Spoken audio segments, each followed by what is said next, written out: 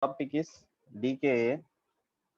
So before talking about DKA, we will first know about the history of diabetes because that is very much important.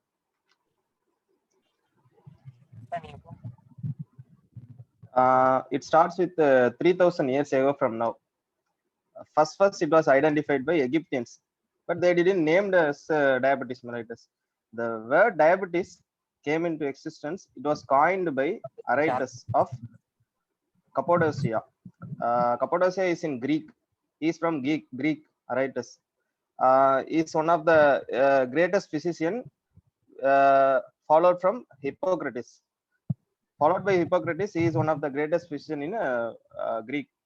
The word diabetes means to pass through. That is, we are passing something. Mostly urine. He is talking about urine. We are passing urine, and the word mellitus, it was coined by Thomas Willis. It is the mellitus means sweetness in the urine. It was coined during 1675. It is from Britain, and it was first noticed by Indians. How they will notice this?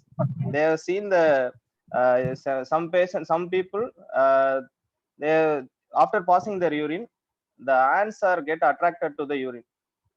If for some people urine. So they are saying that these patients might have high blood glucose like that. They have thought, but they didn't coin any name like mellitus. They have coined some Sanskrit name. When the word mellitus came into existence in 1675, it was coined by Thomas Willis. And 1776, Dr. Dobson, he was the man behind who identified the substance which is causing sweetness, that is sugar. So he identified only sugar is causing sweetness in the urine. So he is also from Britain. And 1857, Claude Bernard from France, he identified glycogenesis and increased glucose production. And 1889, this is a very interesting year. This is the breakthrough because Mering and Minkowski only identified that pancreas is involved in the pathogenesis of diabetes mellitus. They have removed the pancreas from dogs, and the dogs which they have removed, and for all the dogs they removed the pancreas, they developed diabetes mellitus. So they know, they identified that pancreas is the culprit which is causing the which is behind the pathogens of diabetes mellitus. And they are from Austria. And in 1921, this is also one of the important, and this is a breakthrough also, because Banting and Best only first isolated the insulin, and they used the insulin for clinical purpose. They they have introduced the insulin into the diabetes mellitus dogs, and it causes a reduction in the blood glucose level. So by which they have identified the insulin and its use. In 1955, OHS came into the market. First drug was tolbutamide and carbutamide. So history of diabetes is from Greek to Canada. Multiple countries has been involved in the diagnosis and pathogenesis of the diabetes, coining, naming and pathogenesis of diabetes mellitus. So what is diabetes mellitus? Uh, First, I will give a brief intro about diabetes mellitus and role of insulin and role of glucagon. Then we'll go into diabetic ketoacidosis per se, because this will be a clear view what is insulin doing and what is glucagon is doing. So what is diabetes mellitus? Diabetes mellitus is group of common metabolic disorder that share the same phenotype of hyperglycemia. This is from Harrison, and this is the definition they have given. So first, first insulin, first glucose. So once the individual has taken food and glucose enters the body, so it will directly acts with the GLUT2 receptors. This is glucose transporter receptors in the beta cells of pancreas. And the important thing is these GLUT2 receptors are not insulin dependent. That means their action is not dependent on insulin. Whenever there is presence of glucose, the glucose will act on GLUT2 receptor, and it will internalize into the cell, and there will be process of glycolysis, with the help of glucokinase and other enzymes involved in glycolysis, and thereby final production of ATP formation will be there. And in beta cells of pancreas, they will have one channel, that is ATP sensitive potassium channel. Whenever there is a presence of ATP, these channels will close.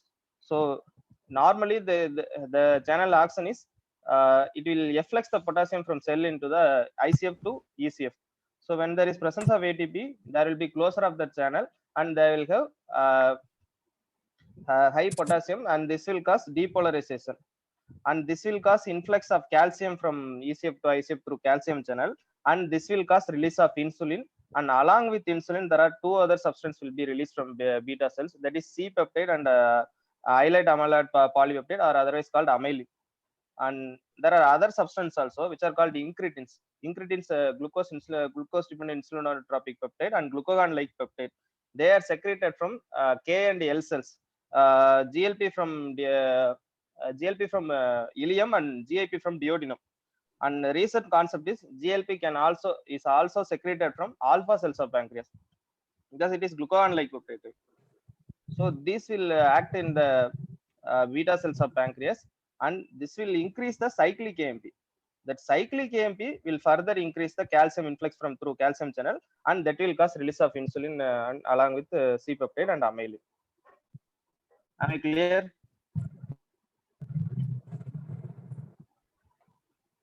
And after that, so now we know how insulin is getting released.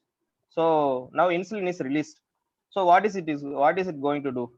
Insulin receptors are present in almost all of the cells in the body, and mainly we are talking about three cells: liver, muscle and fat, and also CNS.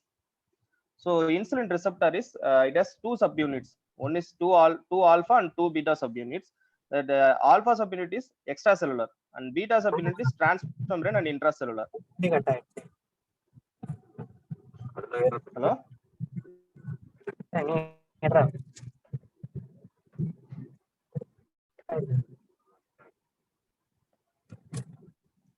Hello? Okay.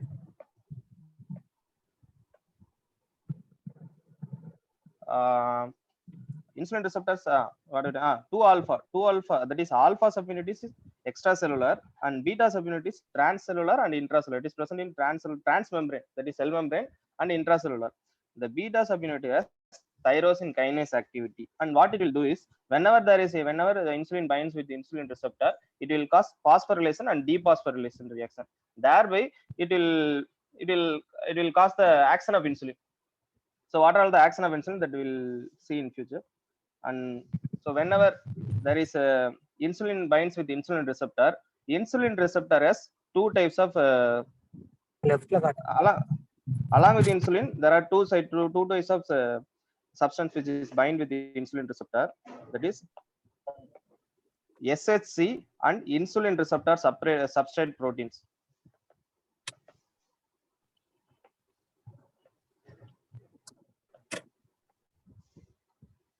SSC and insulin receptor substrate protein. This and once the insulin binds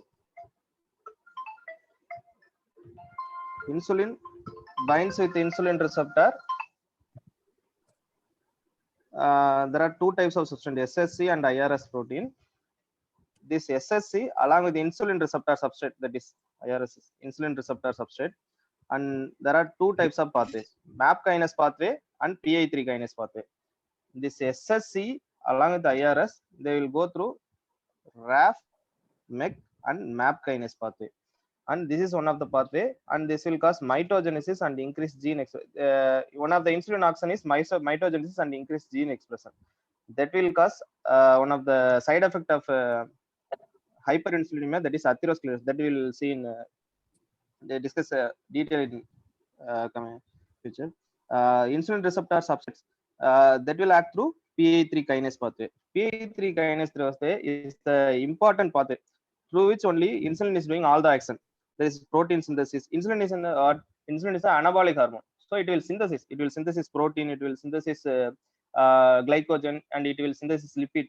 So it will cause protein synthesis, it will glycogen synthesis, it will inhibit lipolysis, and at the same time it will cause it will help for fatty acid synthesis also, and it will help in glucose transport into the cell through transporters, and it will help in anti-apoptosis. So PI3 kinase pathway is one of the important pathway through which only insulin is doing all the good mechanisms. And MAP kinase pathway, it is causing mitogenesis and gene expression through which atherosclerosis is happening. So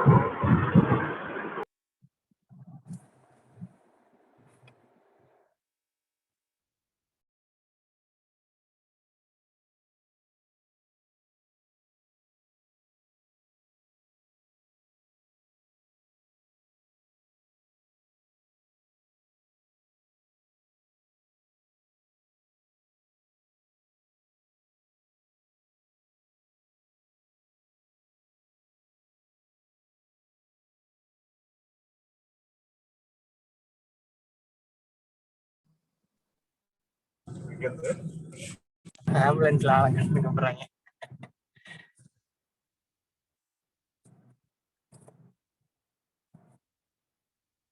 to do, it is going to bind with this insulin receptor. So we are talking about mainly three cells, especially in liver, muscle, and fat, and along with the CNS also.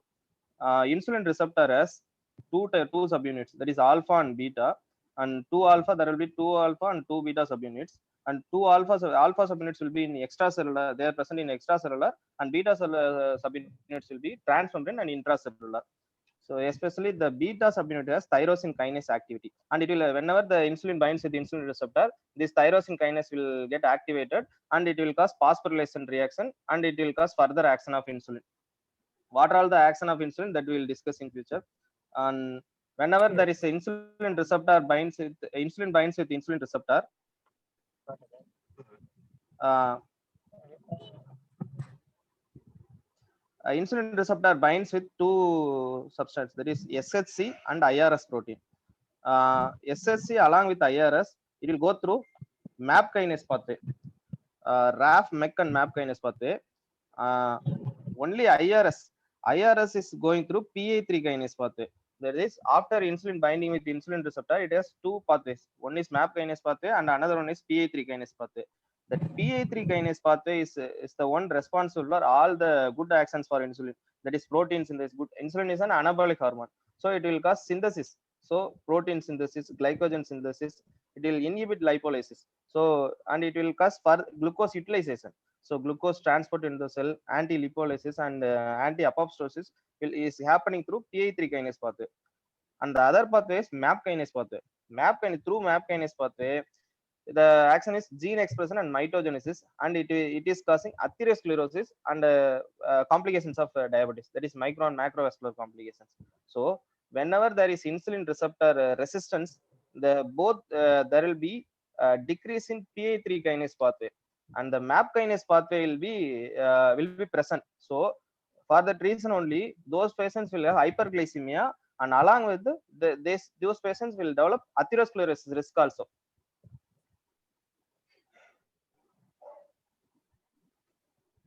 Insulin resistance is most common in obesity. The reason for insulin resistance in obesity is normally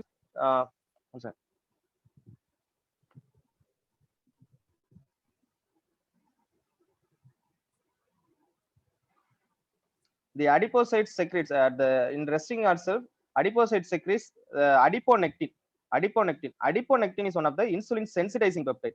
It will be reduced in obesity, and that is causing insulin resistance because it is sensitizing the insulin, adiponectin, and it is in obesity it will be reduced. So that is causing the insulin resistance in diabetes mellitus. And along with that, diabetes obese patients will have less number of insulin receptors. And most common mechanism of insulin resistance is post binding defect. What is meant by post binding defect?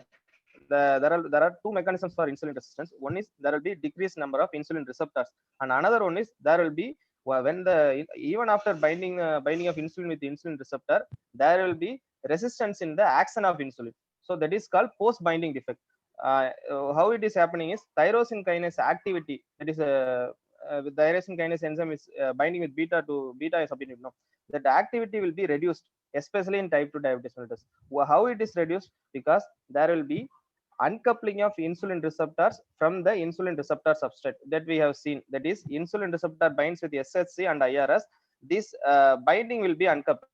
So this is causing the post binding defect. And another thing is there will be tyrosine phosphatase activity will be increased, because tyrosine kinase activity only causing the action. The insulin resistant patient, they will have tyrosine phosphatase activity, and along with that there will be serine and threonine phosphorylation will be happening. So it will happen, and that is causing, because threonine phosphorylation, and we are talking about tyrosine, because some patients will have threonine phosphorylation, and that is causing the insulin resistance. And this we have already discussed. PA3 pathway is more severely affected in type 2 diabetes than MAP kinase pathway, and that is causing the glycogen synthesis that I have discussed. And one next 5 minutes, then we will go to decay. And whenever there is hypoglycemia, what our body, how our body will react is, whenever the glucose level is around 80 to 85, that is less than 80, the insulin synthesis will be stopped, because we have to preserve our glucose level, and we have to prevent from patient from hypoglycemia. So first thing, insulin will stop, insulin synthesis will stop. And another thing is, whenever the level is 65 to 70, there will be increase in glucagon secretion. How it is increasing? Normally, in this diagram we can discuss, because normally the insulin will have inhibitory action over glucagon. Whenever the insulin synthesis is stopped, the inhibitory action of insulin over glucagon is lost. So there will be increased glucagon synthesis, and along with that there will be increased glucagon secretion.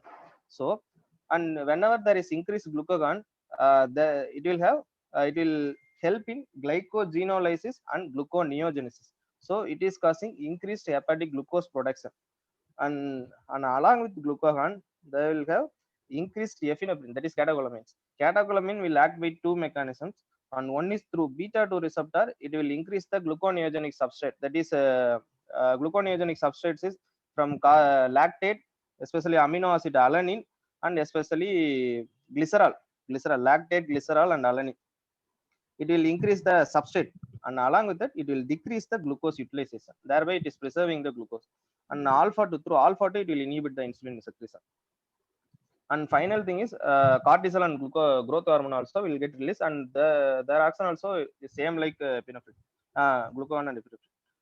And other thing what is happening is we need energy. So through glucose we are getting some energy, but in the absence of insulin, it cannot pass through cell, right? So we have to get the energy from other alternative resources. So we are getting from lipids and proteins. So first lipid will get metabolized, because insulin will have anti-lipolysis action. Whenever there is decreased insulin, there will be lipolysis. So lipolysis, there will be release of free fatty acids and glycerols, triacylglycerols. So, and what they are going to do, that we will discuss in future. And in hypoglycemia there will be lipolysis and proteolysis will be there. Another, so now we will talk about insulin action per se. Insulin in liver, it will decrease the hepatic glucose production by inhibiting glycogenolysis and gluconeogenesis, and it will increase the glycogenesis and glycolysis. What is meant by that? So insulin is reducing the glucose, and it is preventing the liver from producing the glucose. So it activates certain enzymes in glycolysis. Insulin is it normally inhibits the phosphoenol pyruvate carboxy kinase, and this gluconeogenesis enzymes, fructose 1,6 bisphosphate, glucose 6 phosphate, and glucagon will inhibit pyruvate kinase. Whenever there is decrease in blood glucose level, these enzymes will be glucagon will get synthesis, and gluconeogenesis will get happen. Whenever there is increase in glucose, glucagon will be inhibited by insulin, and glycolysis will happen. This is glycolysis and gluconeogenesis, and this is glycogenesis and glycogenolysis. Insulin is insulin stimulates glucokinase and glycogen synthase, and it inhibits glycogen phosphorylases, that is glycogenolysis.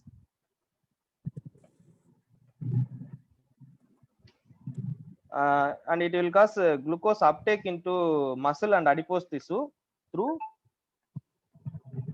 GLUT4 receptor, and CNS through GLUT1 receptor, because these receptors are insulin dependent receptors. One receptor we already discussed, that is GLUT2 receptor, that is insulin not insulin dependent, and it will decrease the glucagon synthesis and secretion, because it acts through the gene level. Glucagon gene, it acts at the level of gene, thereby it will decrease the synthesis, glucagon synthesis, and it will inhibit the lipolysis. It will inhibit the lipolysis. So how it is inhibiting the lipolysis? It will increase the lipoprotein lipase. Lipoprotein lipase is the enzyme which is binding to the endothelium, that is vascular endothelium. So the lipoprotein lipase will cause degradation of lipoprotein, that is VLDL, LDL, and triacylglycerol, and thereby it is reducing the lipid levels. And at the same time, it will decrease the hormone sensitive lipase. Hormone sensitive lipase is it is present in the adipose tissue, so it is causing the lipolysis. Hormone sensitive lipase only causing the lipolysis, and it is causing free fatty acid and glycerol release from the adipose tissue. Whenever there is presence of insulin, it will inhibit the hormone sensitive lipase, and it will inhibit the lipolysis, and it will increase the lipoprotein lipase, and it will decrease the lipid levels. And another thing is it will inhibit the proteolysis. Take the next right onto Belair Street. And two other things that I want to this I have studied while preparing this topic. So I will discuss.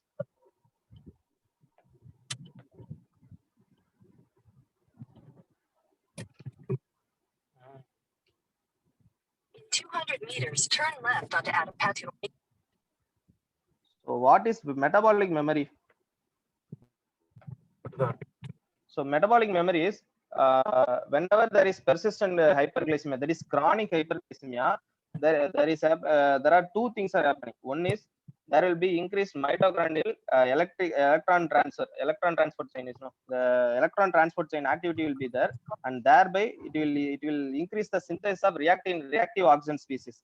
And another thing is there will be epigenetic modification, thereby it is increasing the synthesis of miRNA, that is causing the activation of NF-κB pathway. That is, whenever there is chronic hyperglycemia, there will be increased synthesis of reactive oxygen species, and there will be activation of NF-κB pathway. That is important pathway because it is causing the inflammation, and it is responsible for the fibrosis and thrombosis and proliferation.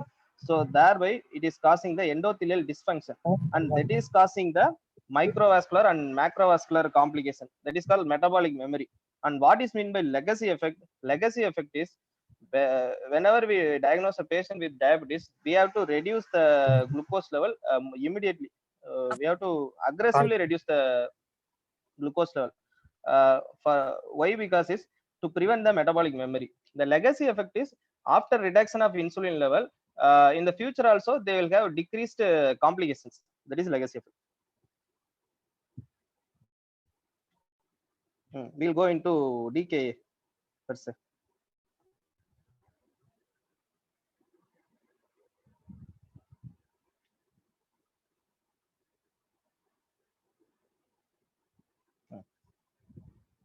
diagnostic criteria of DKA in adults is there are three bodies which are forming the criteria. One is ADA, that is American Diabetes Association, and another one is JBDS, Joint British Diabetic Society, and another one is American Clinical Endocrinology Society. That is, so ADA have given the guidelines, and the publication is 2009. I have searched in net, and the recent guideline is this only. And I have searched in up to date also. It is they have given the recent guidelines, and ADA is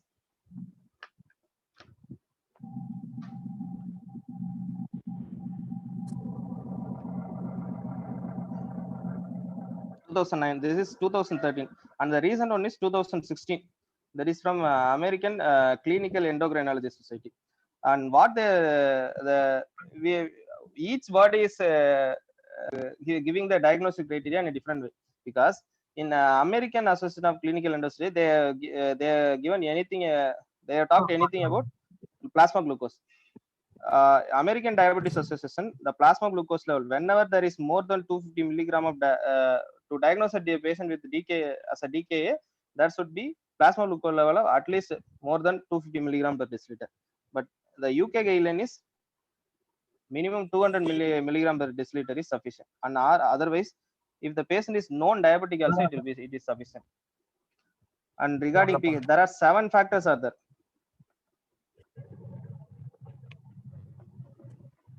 Total 7. First thing we have discussed glucose, and second thing is pH.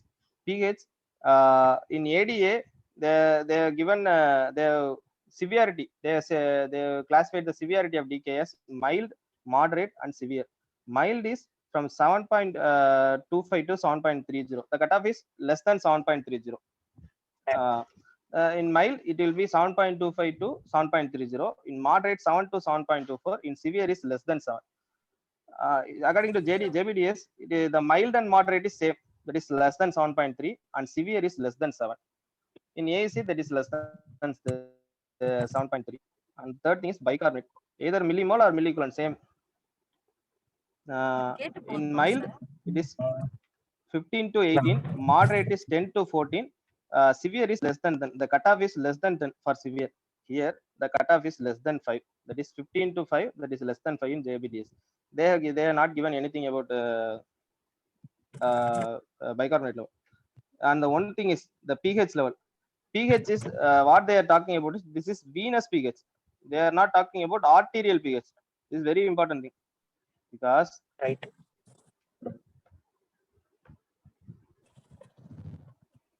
so here they have mentioned clearly, that is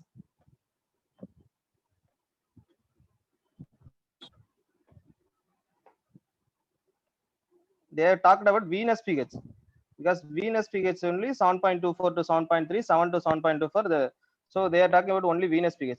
How we are converted to arterial pH? The venous pH will be the arterial pH will be 0.02 to 0.1 units higher than the venous pH. So what they are recommending is we can diagnose DKA with the help of VBG, not with the help of ABG. So venous blood gas analysis itself is sufficient. So why they are suggesting is because whenever we are pricking the artery, there will be the risk of infarction, arterial rupture, and it will be painful. So there is a risk of infarction. So they are suggesting venous blood gas analysis.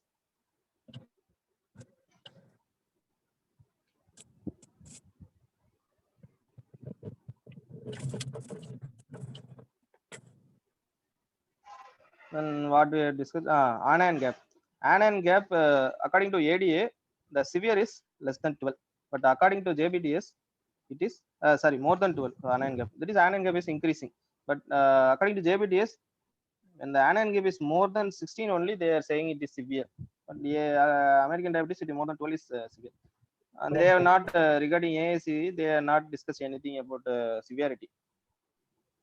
And urine acetate is positive, acetoacetate is positive in all three, and blood beta hydroxybutyrate. ADA has not talked about blood beta hydroxybutyrate, but JBDS and AAC have talked about beta hydroxybutyrate. That is mild to moderate, is the levels are more than 3. Normally it will be less than 0.06. Whenever there is more than 3, there is mild to moderate. Whenever there is more than 6, that is severe. Whenever there is more than 3.8, is they are not talked about the severity. Whenever there is more than 3.8, there is a increased ketone level, blood ketone level. And regarding mental status, that is very much important, because ADA they classified as mild, moderate, and severe, that we are seeing regularly. Because in mild DKA, the patients will be alert, they will be responding to your comments. In moderate DKA, there will be they will be alert, and sometimes there will be mild drowsiness will be there. In severe DKA, they will have stupor and coma. Regarding mental status, they have not given anything about UK, they have not given anything about mental status. And the AAC, they are not categorized, but these, whenever there is stupor and coma, drowsy, they are included in criteria.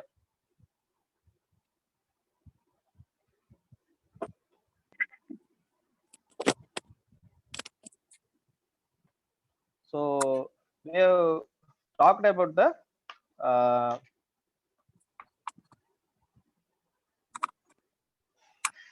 diagnostic criteria, that is ADA, JBDS, Joint British Diabetes Society, and another one is AAC. AAC we will leave it out. We are following only ADA. And regarding JBDS also, we will leave it out, because the management is different in ADA and JBDS. We will talk about only according to ADA. From here onwards, we will talk about only according to ADA. Pathogens of DKA, and along with HSS. We'll before going to this, I'll tell something brief about DKA and HSS. What is mean by DKA? Why a person developing DKA? Because DKA mostly type 1 patients with type 1 diabetes, they are more commonly they have more risk of developing DKA than type 2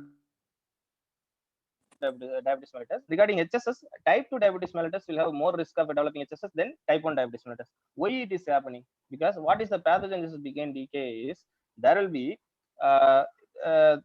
many textbooks are saying many things, but the most acceptable mechanism is there will be absolute insulin deficiency, and absolute insulin deficiency, along with there will be excess of counter regulatory hormones such as glucagon and catecholamines. And Harrison says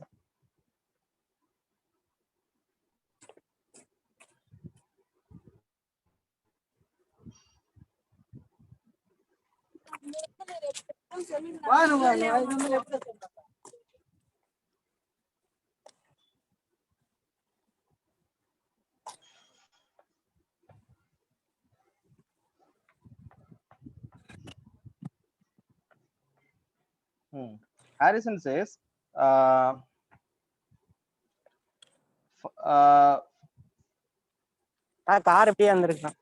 because Harrison says for a patient to develop DKA, both insulin, that is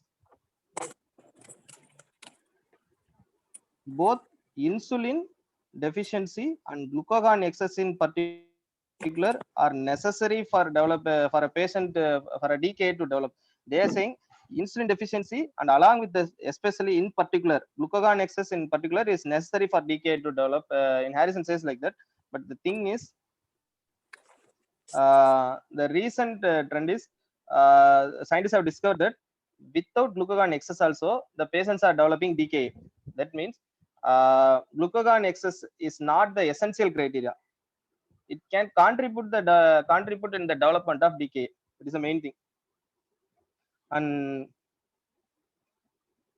insulin deficiency is more common in DKA than HSS, because DKA patients will have absolute insulin deficiency, and along with that, they will have increased counter regulatory hormones. What it is going to do, when there is insulin deficiency, there will be decreased glucose utilization, and there will be increased lipolysis. Because why it is important? Why patients with diabetic ketoacidosis are developing ketone bodies? Why patients with hyperosmolar non-ketotic coma are not developing producing ketone bodies? Is because whenever there is the suppression of lipolysis and ketogenesis is more sensitive to insulin than inhibition of gluconeogenesis. That is what they are trying to say is, even இல்லைங்க, எங்க உள்ள small amount of, even a small amount of insulin is there, there will be suppression of lipolysis. But we need a large amount of insulin to suppress the gluconeogenesis. So I think you are getting my point, because even a small amount of insulin can inhibit the lipolysis, but we need a large amount of insulin to inhibit the gluconeogenesis. That means in DKA patients they will have absolute insulin deficiency, but in HSS patient they will have relative insulin deficiency. That means they have mild amount of insulin in their body. So that is why those patients will not have lipolysis, and thereby there will be absence of ketone body production.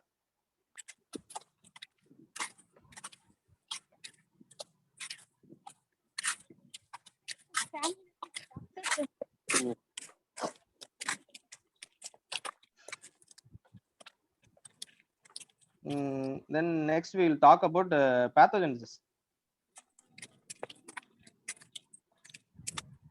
I thought of talking about more. Okay, I'll write. This before writing, I will discuss this, because this is from is one of the article. This is from one of the article. There will be absolute insulin deficiency. There will be increased counter regulatory hormone in DKA. There will be relative insulin deficiency. There will be counter regulatory hormone in HSS.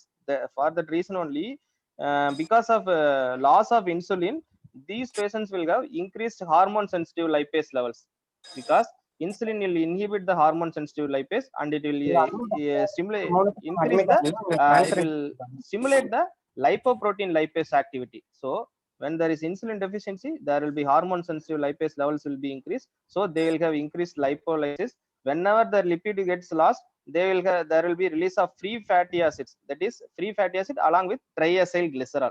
So it will be released. That free fatty acid will go into the liver, that we will discuss.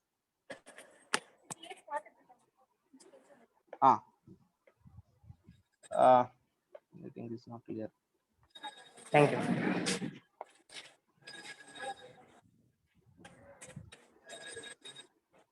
Okay, I'll write.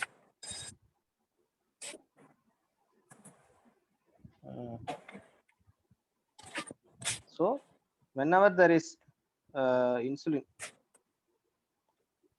deficiency, what are all the things are going to happen? So carbohydrate mechanism, carbohydrate metabolism, there will be decreased glucose utilization, right? Because glucose will not be utilized, and there will be increased hepatic glucose production.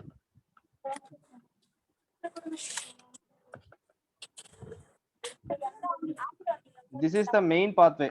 Then this, because increased hepatic glucose production only is responsible for increase in fasting blood sugar. Decreased glucose utilization is responsible for increased postprandial blood sugar, because only after eating only will the glucose will be utilized.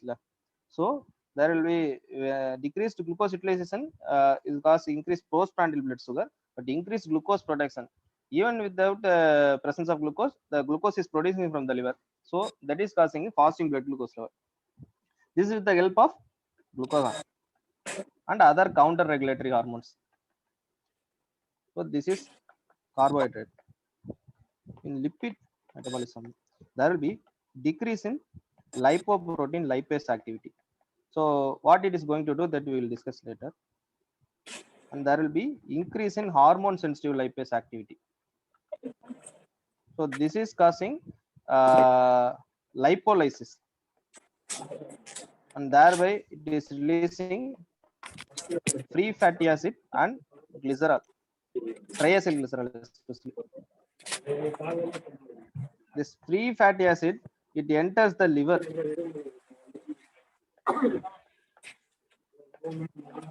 Normally, in normal patient, this free fatty acid, whenever it enters into the liver, it will have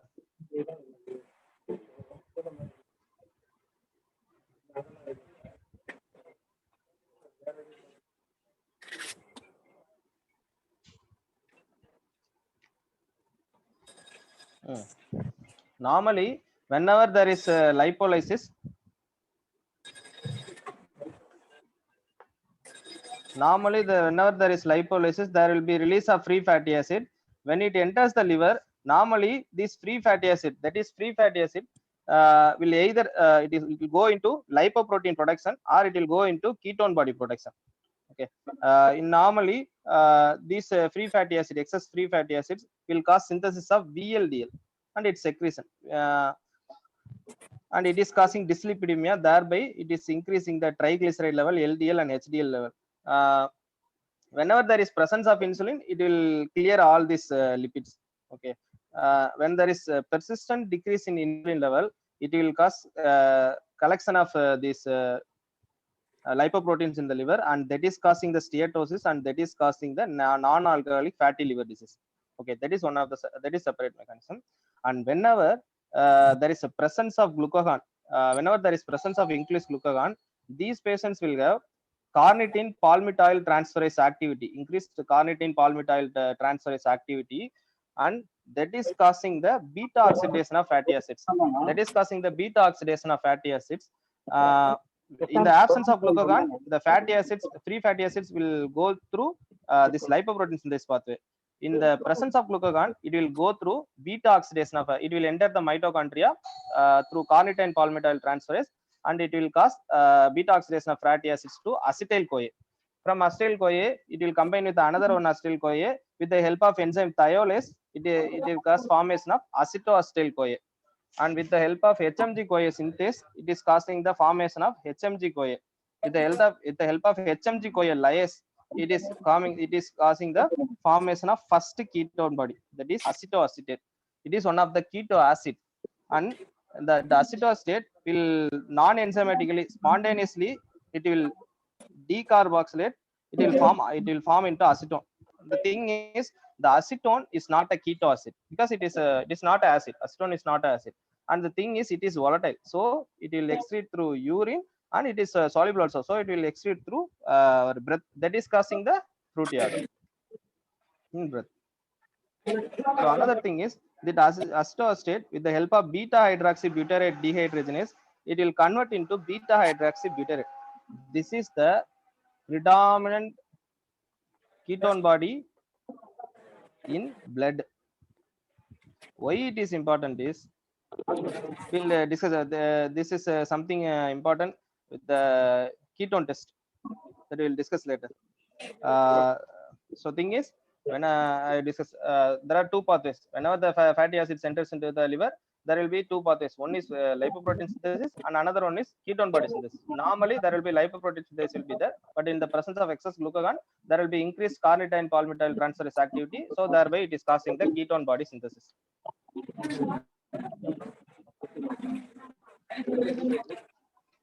Okay.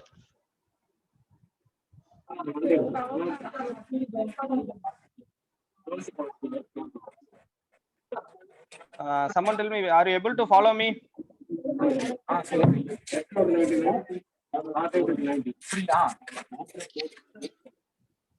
போலாம் Sudarshan, follow பண்ண. Okay okay, புரியுதுல்ல ma'am? புரியுது sir. Okay, ஸ்லோவா தான், ஏதாவது ஃபாஸ்டா போனேன்னா ஸ்லோவா ஆகுதுன்னு சொல்லிருங்க. Okay. Then we'll discuss about the pathogenesis. This I will write.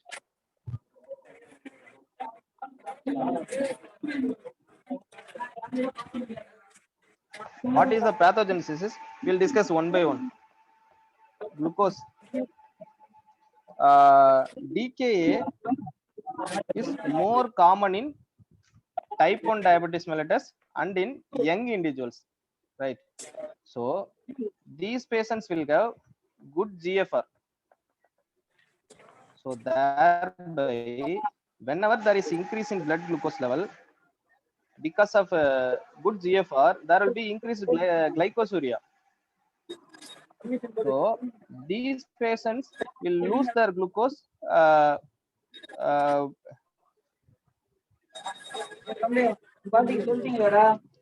in urine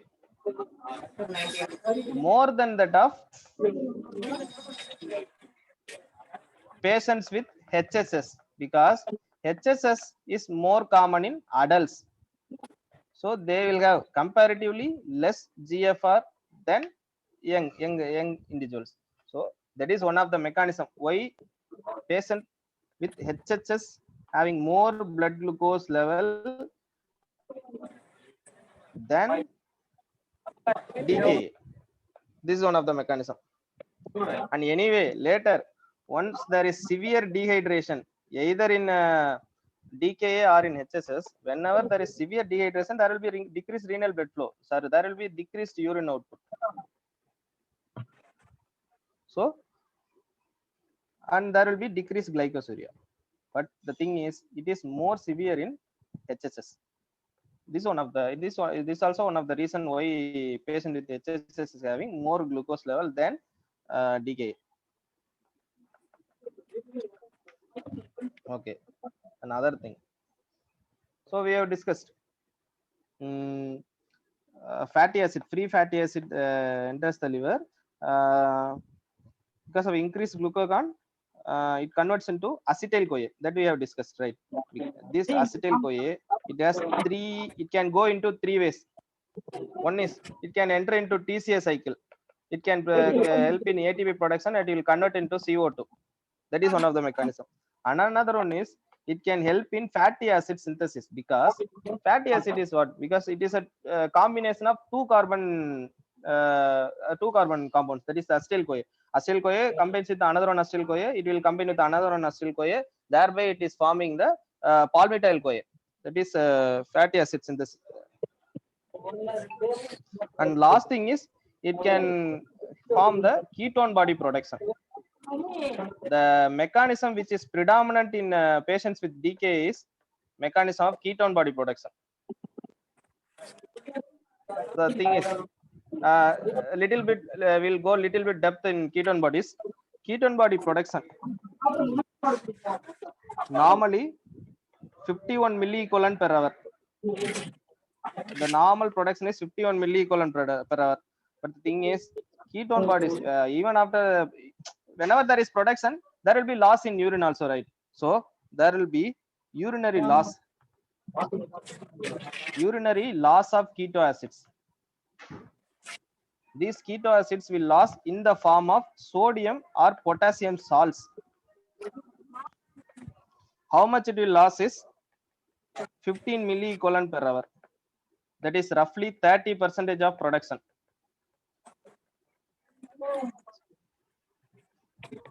The remaining thing is 50 to 25% of remaining keto acid is it will convert to acetone. We have already discussed. The thing is, the acetone is not a keto acid because it will not help in the help in reducing the pH, or it will increase in anion gap. So whenever there is a acetone conversion, so it will either release in urine or it will excreted through lungs. Okay, so whenever there is production of ketone body at 51 milliequivalent per hour, there will be urinary loss of keto acids, that is 15 milliequivalent per hour, that is 30% of production, and there will be conversion to acetone, that is also excreting.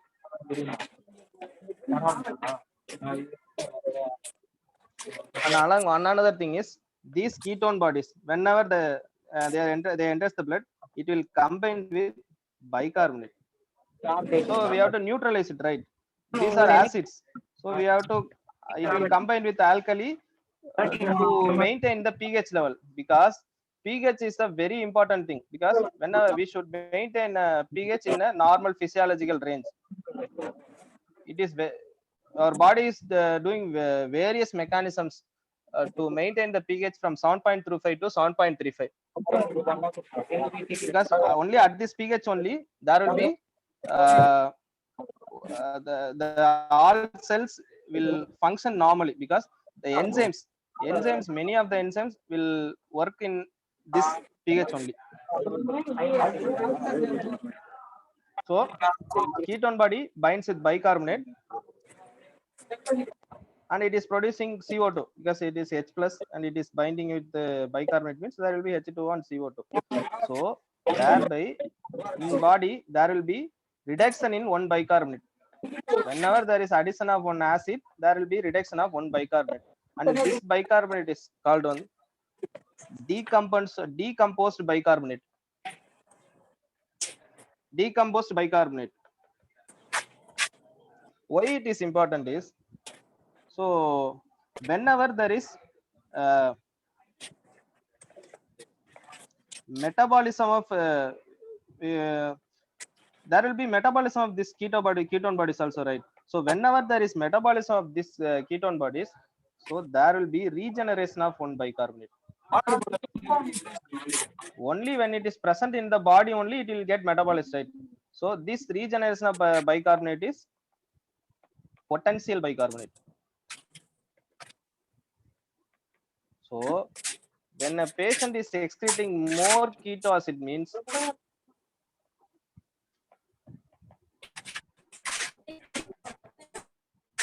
there will be loss of potential bicarbonate, because only when it is present in the blood only we can regenerate the bicarbonate, right? So when there is loss of the keto acids in the urine, there will be loss of potential bicarbonate, and so there will be decreased bicarbonate. So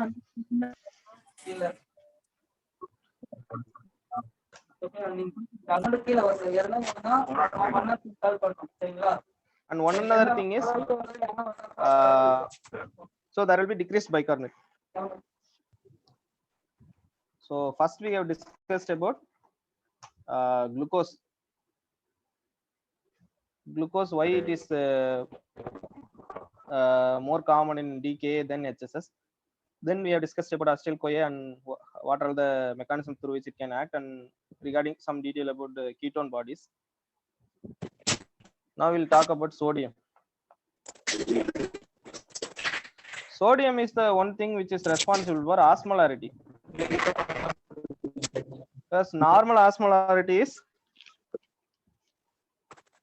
how we will calculate osmolarity? We'll calculate 2 into sodium plus glucose divided by 18 plus urea, the blood urea nitrogen divided by 2.8. So what is this 2? This is representing, normally the sodium will not be single, it will combine with either chloride or some other substance. So that is also one number, right? So there is 2. This 18 is millimole to milligram per deciliter conversion. So each millimole, each 18 milligram is deciliter is equal to 1 millimole. This is millimole to milligram per deciliter. That is unit. So the thing is, we have to calculate effective serum osmolarity. Effective serum osmolarity is the compounds which is present in ECF alone, because urea can transfer into the cell and it will not give many will not increase the osmolarity that much. So effective osmolarity is 2 into sodium plus glucose divided by 18. So we have to calculate this, and prior calculating this there is one another thing, because whenever there is increase in glucose, there will be decrease in serum sodium. So there are many concepts, many values.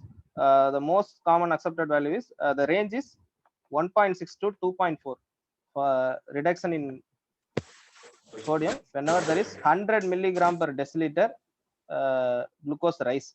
So when the glucose is 100 milligram per deciliter, when it is increased, there will be reduction of sodium between 1.6 to 2.4 milliequivalent per liter. So the average is 2 milliequivalent per liter. If you want to measure the corrected sodium, means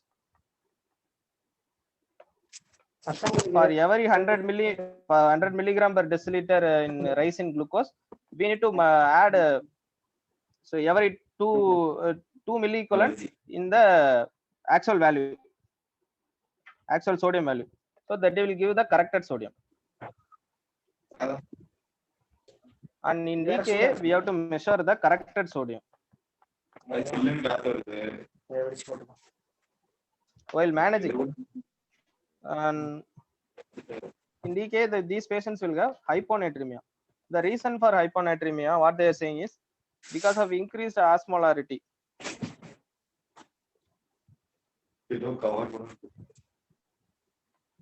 Dehydration can cause increase in serum sodium. How they are substantiating is whenever there is increase in glucose level, there will be glycosuria, right? And this is what osmotic diuresis. So whenever there is osmotic diuresis, so it will cause it will drag other substance also, that is water and sodium and potassium along with it, and it will also get excreted in the urine. So osmotic diuresis, and it will get excreted in the urine. The thing is in DK is, oh, it is excreted along with the osmotic diuresis. They are saying mainly it is electrolyte deficient osmotic diuresis. That means in glycosuria, osmotic diuresis along with only water mainly, so there will be dehydration, but the electrolytes will be more or less within the normal range. So the dehydration, these patients will have hypernatremia because there is loss of fluid alone. But the thing is, because of high sugars,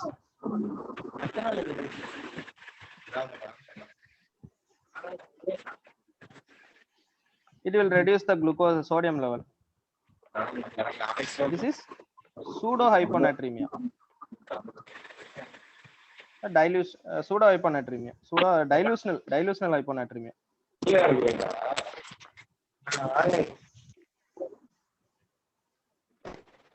So the mechanism of hyponatremia is, one is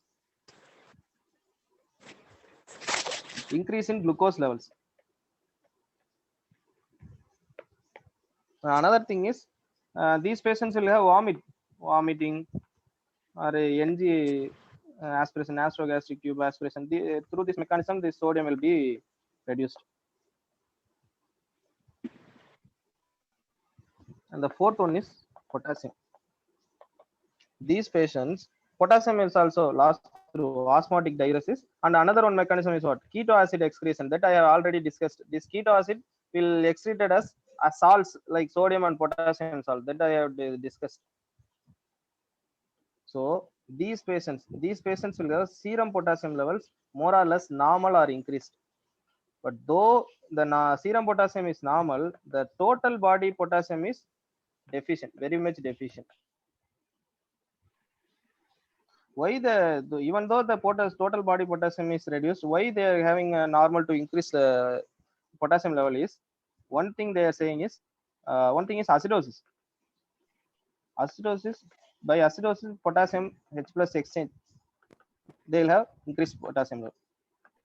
And another thing, because of decreased intracellular space or volume, and this is causing increased intracellular potassium, and this causing increased potassium efflux through potassium channel. And another mechanism is solvent drag. There is water along with potassium. There is hyperosmolarity, right?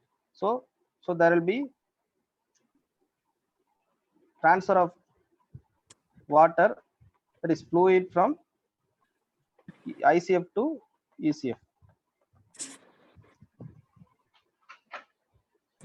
So these are all the mechanisms why even though the total body potassium is deficient, the serum, the body is maintaining the serum potassium level more or less in the normal range.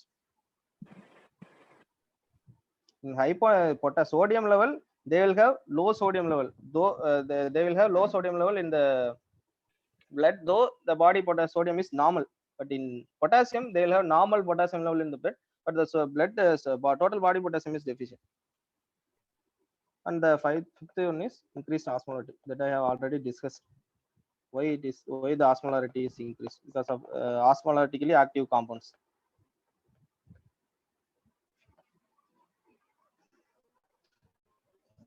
Another one is acidosis, that we will discuss. Acidosis is because of keto acids. And another one is D-lactic acid. It is also said to be involved in acidosis, in the formation of acidosis, and it will also reduce the bicarbonate. Now I have finished the pathogenesis, that is how the glucose is and how ketone bodies produced and how it is excreting, and how sodium, what is the sodium level and what is the potassium level and osmolarity.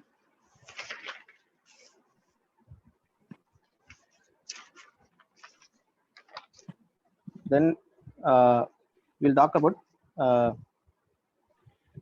precipitating factors. So not all patients with type 1 diabetes are developing DKA. So why someone is developing DKA? So what are the things, situation that is worse the patient and that is causing the patient to develop DKA? So there will be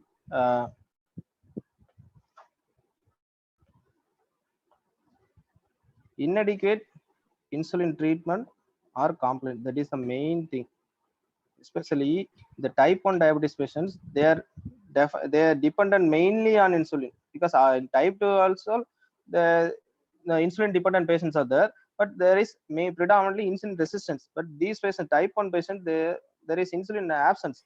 So whenever they skip the insulin dose, they're prone for developing the DKA because of any reason. And new onset diabetes, they are saying new onset diabetes, they are having increased risk of developing DKA. And whenever there is acute illness, that is infection of any type, most common is pneumonia and UTI. And infarction or ischemia, or myocardial infarction or cerebrovascular accident. And another one is pancreatitis. Drugs, especially cocaine and clozapine, olanzapine.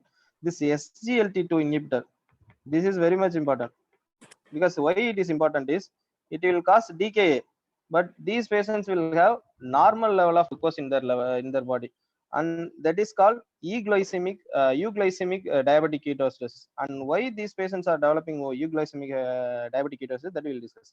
And another cause is terbutaline.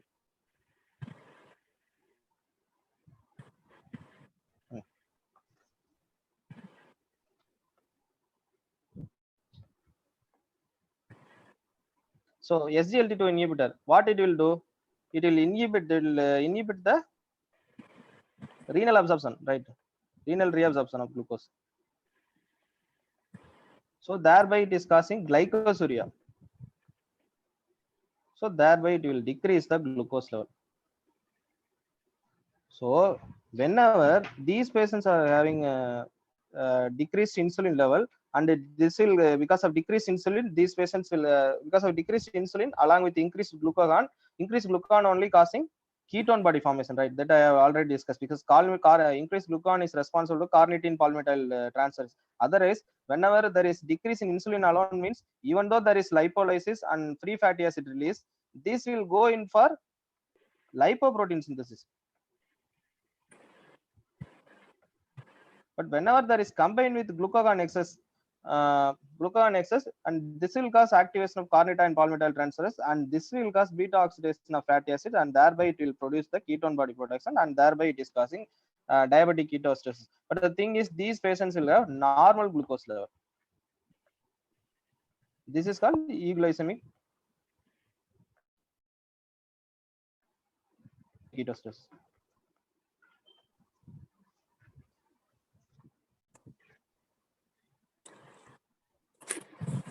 Then I have discussed about the precipitating factors. Then we will discuss about clinical features. What are all the signs and what are all the symptoms? This we already know. One slide from Harrison.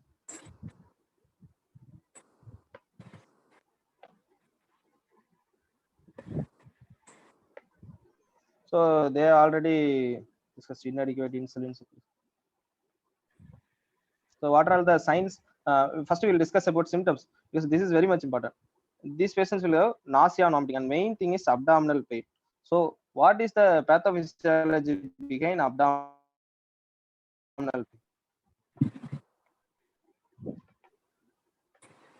And they are saying there are many reasons for abdominal pain, and most important is there will be decreased gastric emptying.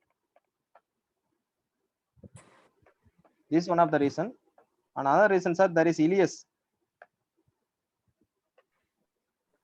and because of hepatic capsule stretch. And one another reason is mesenteric ischemia. These are all the reasons for abdominal pain. And one another reason for abdominal pain is other pancreatitis. Pancreatitis also will cause abdominal pain, but we have to differentiate by doing serum lipase. We should not do serum amylase. Why? We'll discuss later. So this is the reason for abdominal pain. And most important symptom which I forgot to mention is, first symptom is there will be polyuria, and because of polyuria there will be polydipsia, thirst, and there will be polyphagia. Why polyphagia is, normally the incretin hormones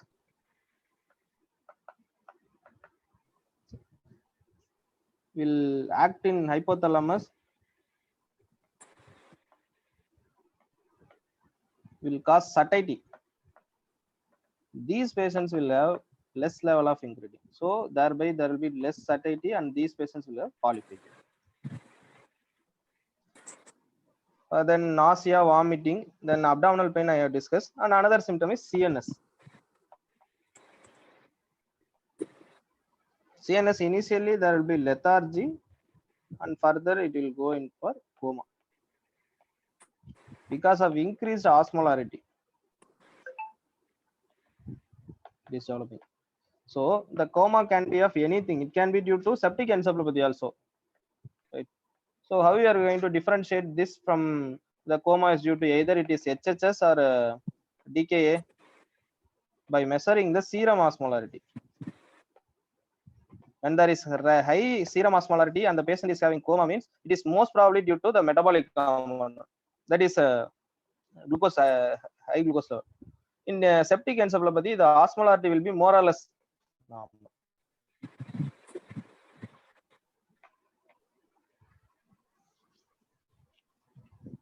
What is the cutoff? The osmolarity should be more than 320, more than or equal to 320. Then what are the signs of DKA? Signs of dehydration. That is the reduced skin turgor, dry axilla or oral mucosa, dry oral mucosa. There will be reduced JVP, and because of dehydration, these patients will have tachycardia, and later they will go in for hypotension. And they will have fruity odor, that we have already discussed. And because of this acidosis, it will stimulate the respiratory center, and that is causing the Kussmaul's breathing.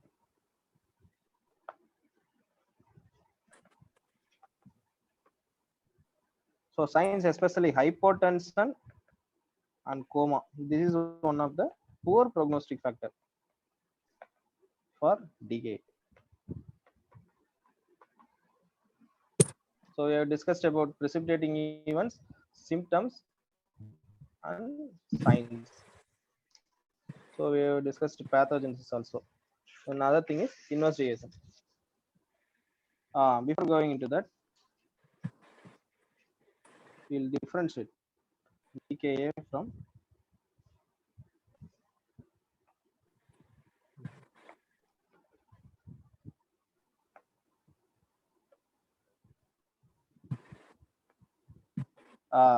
so what are the typical laboratory characteristics which will differentiate DKA, and it will categorize the C as DKA, and it will differentiate the DKA from HHS. And First, the plasma glucose level. This is according to ADA. Because when we talk about Joint British Diabetes Society, the cutoff was 200, or it can be either presence of diabetes itself is one of the criteria for DKA, diagnosing DKA. Plasma glucose will be around, for all it is around 250. In HSS it will be more than 600. The pH, here they are saying arterial pH, but there they have discussed venous pH. I'm not sure whether it is arterial pH or venous pH, because one of the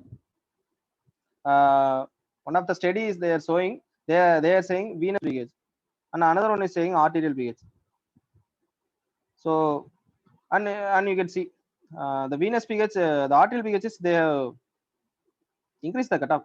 You can see that is 7.25 to 7.30. That is mild, but there they have showed is 7.24 to 7.3. It is more or less same only. That I am not sure, but I have to verify again. That there they have discussed venous pH, and here they are saying arterial pH. That is mild 7.25 to 7.30, moderate 7.24, severe less than 7. In HSS it is more than 7. There is no category. In bicarbonate, that I have already discussed, that is less than 10. This is according to ADA. That is in JBDS, that is 5. 15 to 18 is mild, 10 to 15 is moderate. It is more than 8. Usually the bicarbonate will be normal, because there will be no acidosis, right?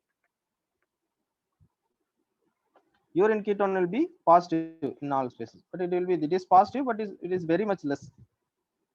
Serum ketones, especially this nitroprusside reaction. Regarding nitroprusside reaction, we will discuss later.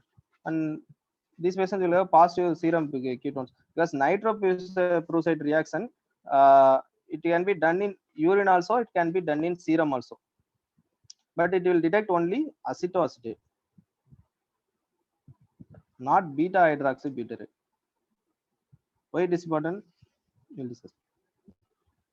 Serum ketones is positive, but here it is now very more or less very small amount of ketones will be positive. And important thing is we have to measure the assay. How much amount of beta hydroxybutyrate? This is the normal value. Normally it is in severe it is more than 8. Normal 3 to mild 3 to 4, moderate 4 to 8.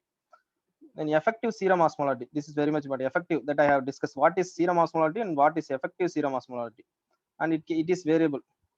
But thing is here it is more than 320.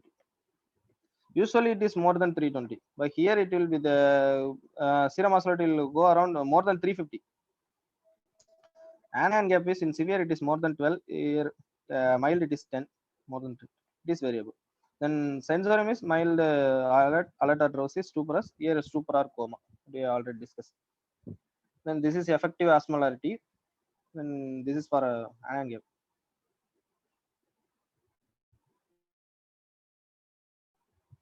Okay.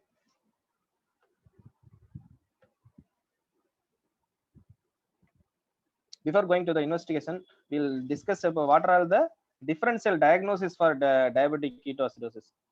So mostly diabetic most closest DD is starvation ketoacidosis.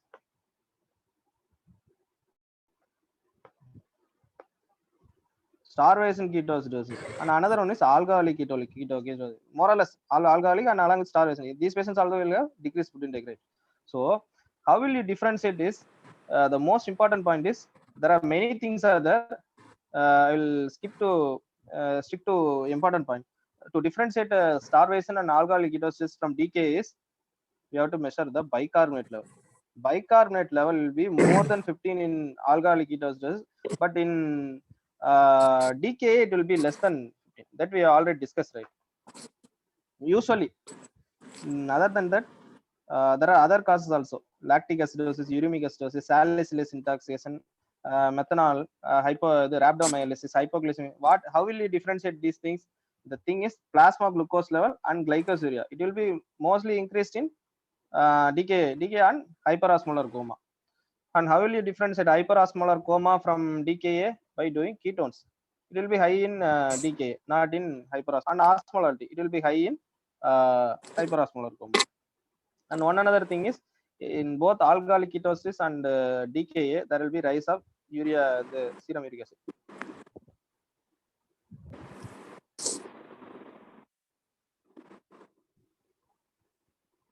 Now we'll go into investigation.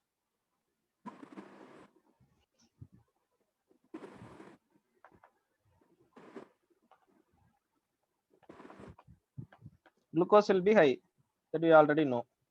We have to first, so before going into investigation, I will tell this. Glucose is high. Then in EDK, euglycemic diabetic ketosis, the glucose will be more or less in the norm because it is more common in patients who are taking SGLT2. Then pH will be less than 7.3. Then according to severity, it will be changed. And potassium will be, total body potassium is decreased, but the serum potassium is more or less in the normal range.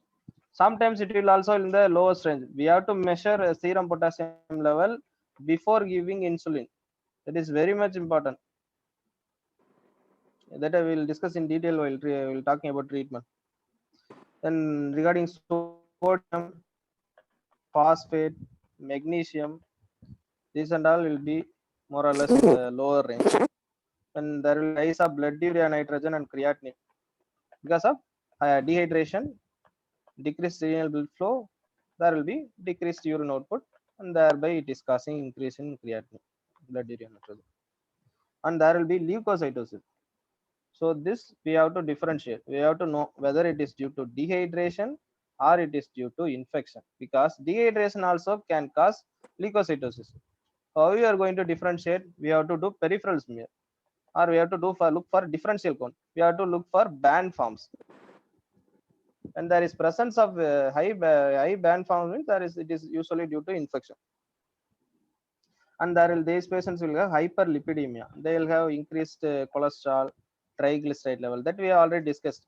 Whenever the free fat, because of free fatty acid, the two pathways, lipoprotein synthesis and ketone body synthesis, that we already discussed. And triglyceride, VLDL synthesis, LDL will be high.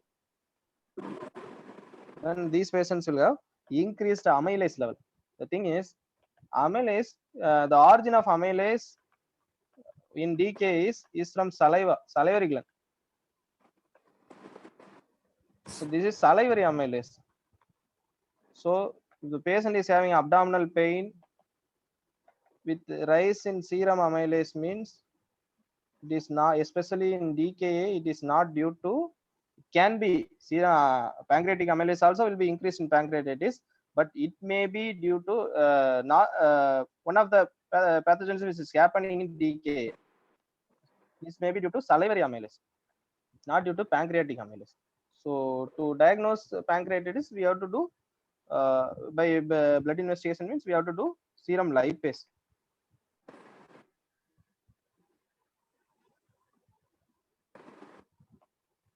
Then another thing is ketone bodies. This is the thing we have to discuss, right? What are the two predominant ketone bodies? Beta hydroxybutyrate, and another one is acetoacetate. This beta hydroxybutyrate is predominantly seen in blood. This is predominantly in urine. The thing is, our ketone body detecting reagent, especially nitrobrucidase, will detect only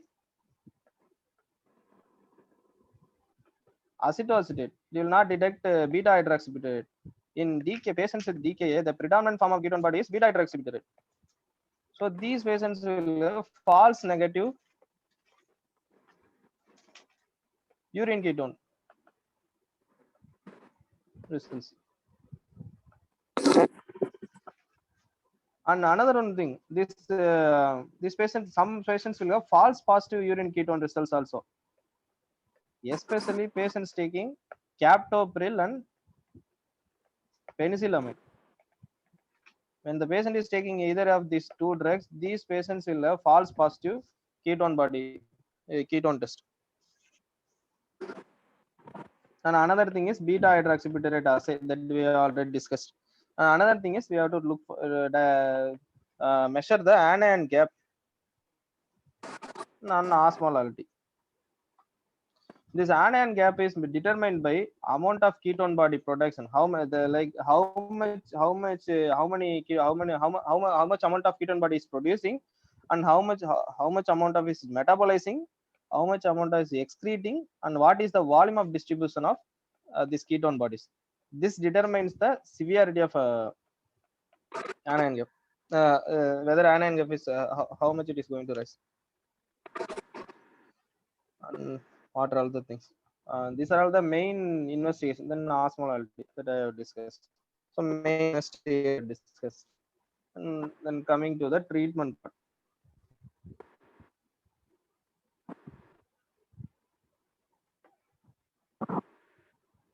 There are many in Giant British Diabetes Society. They are saying different, but I am stick with the ADA. So, what is the protocol of management of patients with DKA?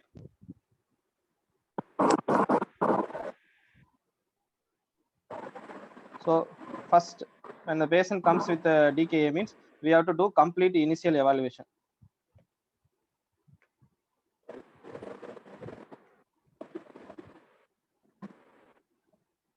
So, for what are the complete initial evaluation?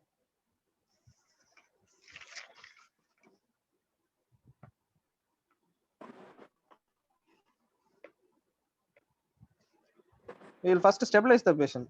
So, we have to assess the cardiorespiratory status.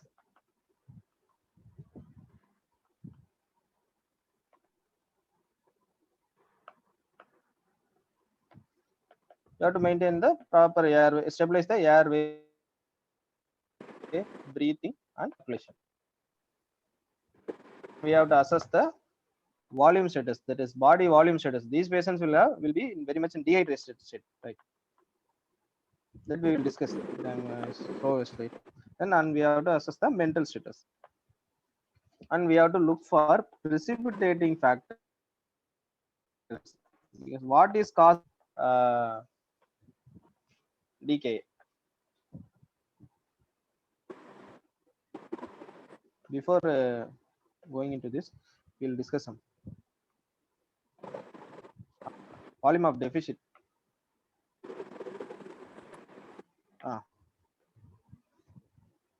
Total body deficit in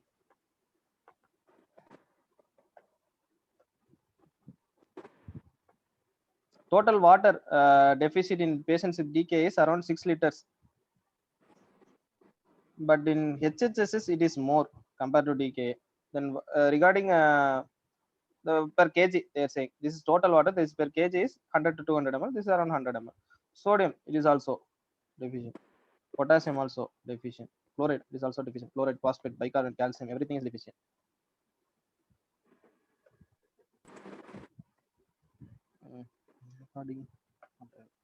There are 6 important things in treating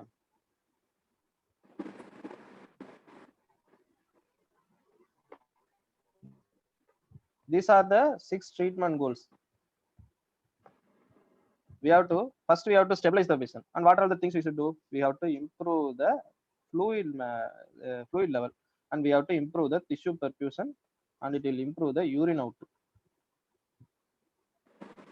And we have to decrease the serum glucose level, and we have to reverse the acidosis and ketonemia, right? And we have to correct the electrolyte losses, electrolyte imbalance, and we have to find out the underlying cause. What is causing the decay? What is the precipitating factor? And we have to treat that.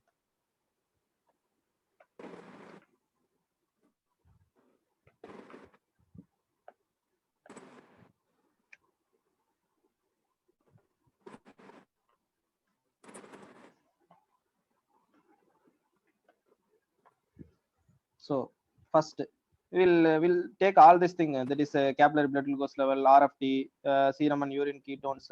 Then we will confirm the hypoglycemia and ketonemia, ketonuria. After confirming everything, we'll start the patient on IV fluid, that is 1 liter per hour, that is 0.9% NaCl. We have to start. After starting the patient, we have to determine the fluid status. That is, we have to look for whether these patients are having severe hypovolemia or mild hypovolemia. And if the patient is having any comorbidities, we cannot rush the fluid. And they are not given any criteria. How the amount of fluid this much is lost means this is severe hypovolemia, this mild hypovolemia. We have to assess clinically, as far as I know. That severe hypovolemia, if there is if we are seeing a patient and this patient is having severe hypovolemia, means we have to administer NaCl at 1 liter per hour. If the patient is having cardiogenic shock, because the shock is due to because of cardiogenic compromise, means we have to assess. We cannot rush the fluid, right? To prevent the development of pulmonary edema. We have to give pressures, and hemodynamically we have to monitor the patient. And if the patient is having mild hypovolemia, means we have to measure the corrected serum sodium.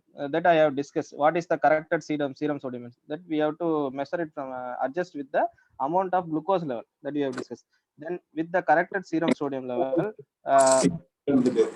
we have to see whether serum sodium is high or normal or it is low. If it is low, means we have to treat the patient with 0.9% NaCl.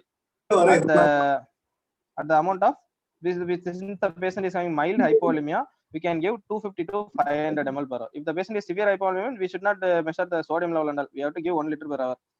If the patient doesn't have any comorbidities. If the patient is having low, normal or high serum sodium, means we can give 0.45% NaCl at the rate of 250 to 500 ml per hour, depending on the volume shed. And we have to simultaneously keep a watch on serum glucose level. This is very much important, because whenever the serum glucose level reaches 200, that is more or less less than or equal to 200, we have to we have to give the patient either 5% dextrose. We have to combine this 5% dextrose with 0.45 NaCl at the rate of 152 or 150 to 250 ml per hour. Then we have to check the electrolytes, blood urea, and nitrogen serially.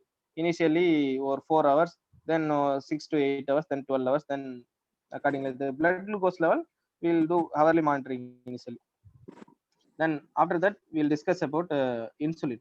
And prior giving insulin, we have to measure the potassium level. Why it is very much important is we have to measure the serum potassium level. If it is serum potassium level is less than 3.3, means these patients, if we are giving insulin, means they will go for cardiac arrest, arrhythmia and cardiac arrest, and respiratory muscle paralysis. So we have to prevent that, prior giving insulin, we have to look for serum potassium. Practically, in many setups, it is not possible. So, but we have to clinically at least assess the patient. If the patient is the serum potassium level is less than 3.3,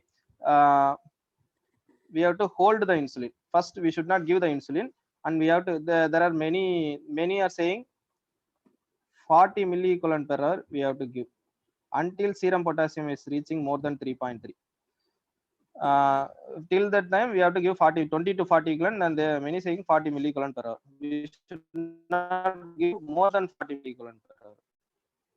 And if the serum potassium is 3.3 to 5.3, means we can give 20 to 30 milliequivalent, mostly 20 milliequivalent of potassium in each liter of IV fluid. That is, for every liter of IV fluid we are giving, we have to give 20 milliequivalent of potassium.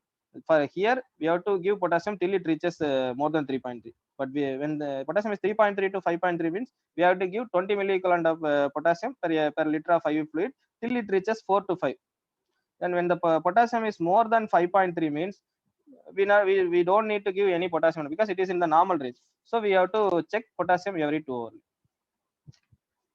So now we'll go to insulin. Insulin, there are two methods. One is we can give IV route, and another one is we can give subcutaneous route. This in recent ADA guidelines, they have discussed this.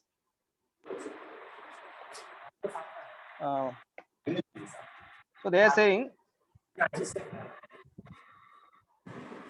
management goals. This I have it is in critically ill patients, we have to give continuous intravenous infusion as a standard of care. Whenever they are improving, means we can switch to subcutaneous insulin requirement 2 hours prior to intravenous insulin stoppage. to prevent the ketoacidosis, rebound recurrence of ketosis and rebound hyperglycemia.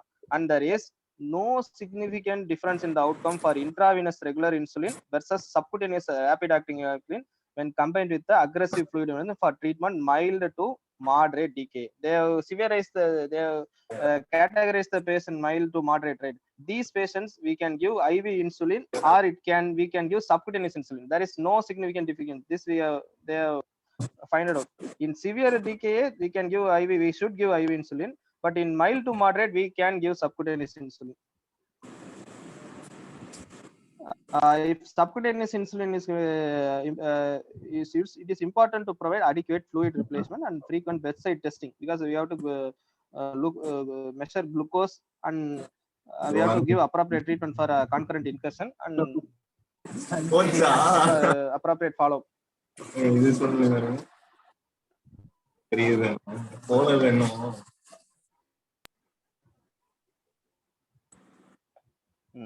Now we'll come to this. So there are two methods. One I have discussed. One is uncomplicated subcutaneous route. Another one is IV route. Intravenous route itself, they are giving they are giving through two methods. One is we can give first bolus, that is 0.1 units per kg as IV bolus, but in Harrison they will say 0.15. Yeah, they are saying 0.1. This is from updated. Or otherwise, if you don't want to give bolus, means we can directly start the patient on 0.4 units per kg per hour. Intravenous bolus is not necessary. We can directly start the patient on 0.4 units per kg per hour. Okay, either way you start the patient, and we have to continue the patient. If we are starting with the IV bolus, means we have to continue the patient 0.1 units per kg IV continuous insulin infusion. And we have to look for fall in serum glucose level. How much it should fall for every hour, at least in first hour, and every hour it should be between many saying 550 to 100. We will keep the references 50 to 70, and we should look for the fall in glucose level. If it is not fall, we can increase glucose dosage by double the dosage by glucose either IV or subcutaneous insulin. There will be rapid decline in first 2 hours of insulin therapy because of volume expansion. And another one is saying whenever we are giving insulin, it will not increase, it will reduce the glucose alone. It will inhibit the lipolysis, it will inhibit the ketone body utilization, it will inhibit the ketone body production, and it will promote the ketone body bicarbonate regeneration. Thereby it will reduce the acidosis level and it will decrease the anion gap level. And we have to, the target range is 150 to 200 milligram per deciliter. And before this step, we already know one step. When the glucose is 200 around 250 milligram per deciliter, we have to give insulin via 5% dextrose, not through NS. And we have to, the target is 150 to 200 milligram per deciliter until resolution of decay. Till that time, we have to check the electrolytes, blood urea nitrogen. They are saying venous pH, and there they have said arterial pH. The thing is, venous pH many places they are using. An RFT, glucose every 2 to 4 hours until the patient is stable. After the resolution of DKA, what is meant by resolution of DKA? There will be decrease in glucose level, and there will be decrease in acidosis, and there will be decrease in anion gap, and clinically the patient sensorium will be improved, and they will be able to take orally. So once the patient is stable, once the DKA is resolved, we can ask the patient to eat. And prior converting the patient from IV to subcutaneous, at least 2 to 4 hours before, we have to give some subcutaneous injection. Mostly intermediate acting we will give. So it will, the onset of action, it will take 2 hours, 2 to 4 hours. So before stopping insulin, IV insulin, we have to give some subcutaneous insulin. Then we can start the patient on subcutaneous insulin permanently once the DKA is resolved. How we give? We'll give basal bolus regimen. What is basal bolus regimen? We'll keep the one basal insulin and we'll give one bolus along with it. So mostly they are using intermediate acting as bolus. We can use intermediate acting as a basal or long acting also as basal. Along with that, we have to give bolus also after every meal. This is the thing. And the thing is 50% basal, 50% bolus. If you are using intermediate acting means 2/3, especially MPH, 2/3 will be given in the morning, 1/3 will be given in the night. If we are giving 2/3 in the morning means there is they are saying there is no need for giving afternoon bolus.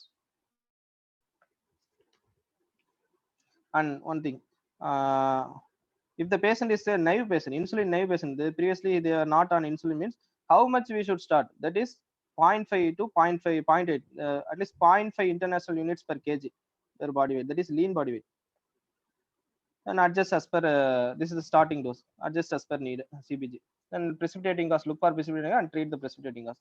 And what is the one important controversy is whether you have to give bicarbonate or not. They have clearly mentioned is whenever there is pH is less than 6.9, whenever there is pH is more than 6.9, there is no role for bicarbonate. And studies have shown, many studies have shown that there is no significant improvement in acidosis. There is no significant improvement in DKA. So there is no need for bicarbonate when the pH is more than 6.9. If it is less than 6.9, we can give the sodium bicarbonate 100 millimole. 100 millimole is equal to 100 milliequivalent. In a 400 ml of water, we are not giving water, we can give NaCl or 5% extra. With 20 milliequivalent KCl infuse over 2 hours. And repeat the sodium bicarbonate until the pH is more than 7.9. Discussed.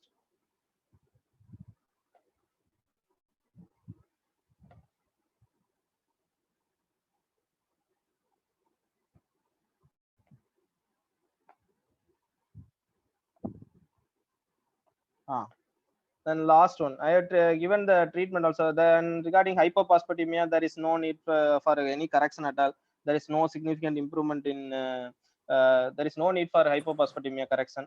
And we have talked about fluid management, potassium management, glucose management.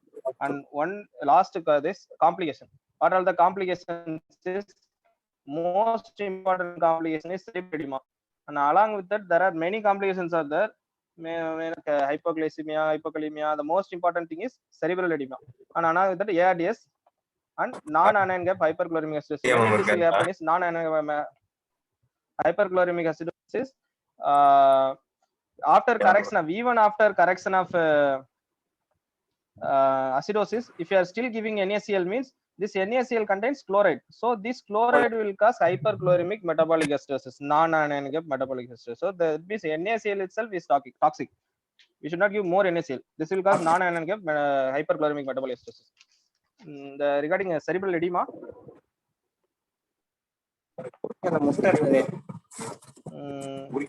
many are saying many mechanism. One of the mechanism, interleukin rise. Interleukin 1 is involving in pathogens of cerebral edema, and other mechanisms are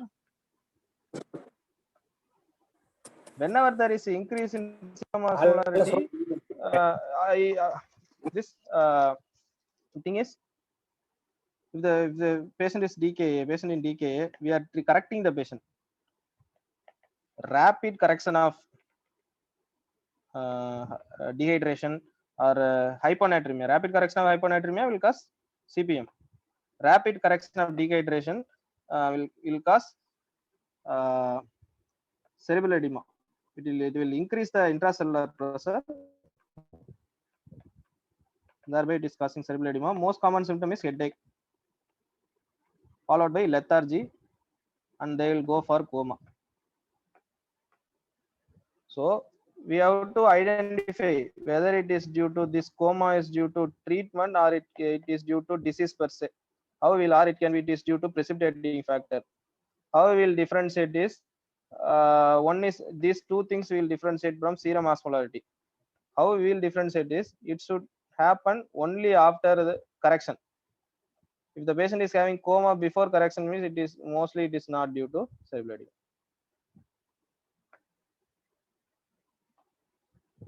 And what is the treatment for cerebral edema? We have to restrict the fluid. Immediately we have to restrict the fluid, and we have to give either osmotically active drugs. Either it can be mannitol at the dose of 0.5 to 1 gram per kg body weight. We have to give over a period of 10 to 15 minutes. If necessary, we can give repeat the dose after 30 minutes. If the mannitol is not available or is no response to mannitol, we can give 3% NaCl. At a calculator, this is 0.1 to 1 gram. This is 2.5 to 5 ml per kg or at a period of 10 to 15 minutes. The other thing is ARDS. These patients are prone for ARDS. This is because of decrease in colloid osmotic pressure. Decrease in colloid osmotic pressure. Thereby, it will cause increase in interstitial fluid, and thereby it will reduce the lung complaints, and thereby it will cause dyspnea, and it will cause hypoxemia, and thereby it will cause respiratory failure. So these are all the complication of diabetic ketoacidosis. So that's all. Thank you for the patient listening. Thank you. I hope I have mentioned